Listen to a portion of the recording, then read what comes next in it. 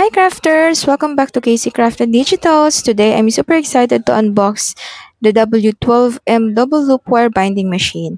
This is perfect for all your DIY notebooks, journals, scrapbooks, and handmade planners.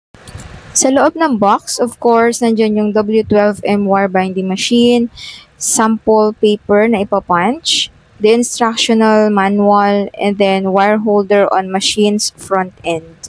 Isa sa parts ng W12M double loop wire binding machine ay ang apothem, which is known as edge adjuster for setting the edge ng inyong papel kapag kayo ay nagpa-punch na.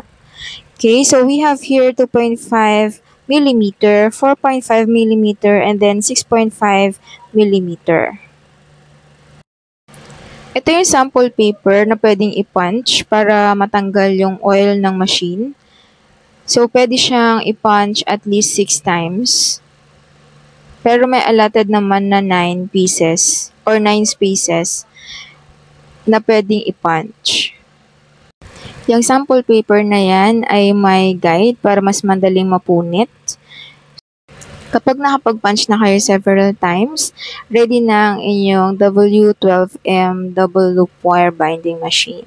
If you found this helpful or inspiring, don't forget to like, comment, share, and follow this page for more creative tips, DIY projects, and tool reviews.